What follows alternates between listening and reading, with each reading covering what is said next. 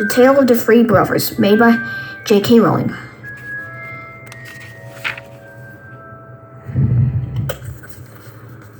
Once there were three brothers traveling along a lonely, winding road at twilight.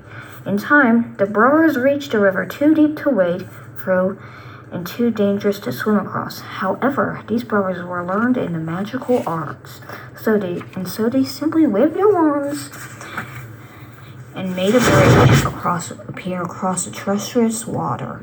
They were halfway across when a hooded figure blocked their path. And then Death spoke to them. He was angry that they had been cheated out by three new victims. But Death was cunning. He pretended to congratulate these three brothers upon their magic. They said that each one of them earned a prize for having been so clever enough to evade him.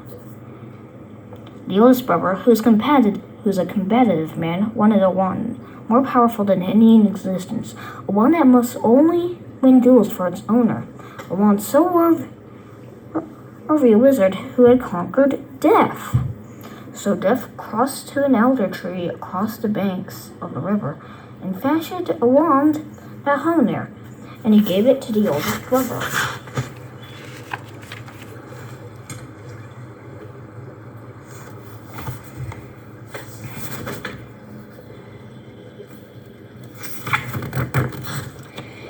Then the second brother, who was an arrogant man, decided that he wanted to humiliate Death still further. He asked for the power to recall others from death. So Death picked up a stone from the riverbank and gave it to the second brother, and told him that the stone would have the power to bring back the dead. And then Death asked the furthest and youngest brother what he would like. The youngest brother was the humblest and also the wisest of the brothers. He did not trust Death, so he asked for something that would enable him to go forth from that place without being followed by Death. And Death, most unwillingly, handed over his cloak of invisibility. Death stood aside and allowed the three brothers to continue on the way, and they did. So, talking and wonder about the gifts that Death had given them, their brothers separated, each one for their own destination.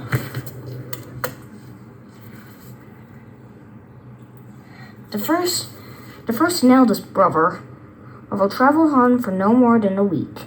He reached a distant village and then sought out a wizard with whom he had a quarrel with. He eventually found this wizard, and with the elder wand, he could not lose, leaving the wizard dead on the floor. That very night, another wizard crept on the oldest brother as he lay, wine-studded, upon the bed.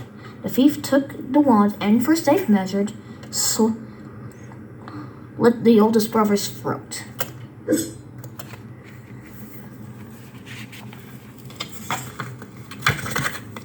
And so, Death took the very first brothers on his own.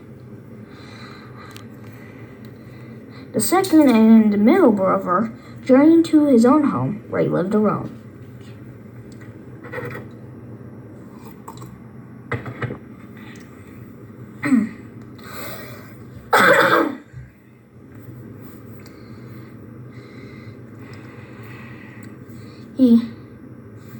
He took out the stone that had the power to recall the dead, and turned it thrice in his hand. And to do a figure of the girl that he once hoped to marry appeared before him. Yet she was silent and cold, separated from him as though by a veil. Though she had returned to the mortal world, she did not truly belong there and suffered. The second brother, driven mad with loneliness, killed himself to truly be with her.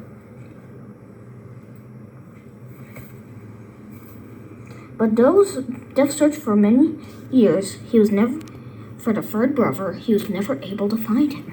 It was only when he attained a great age the youngest brother took off the cloak and gave it to his son.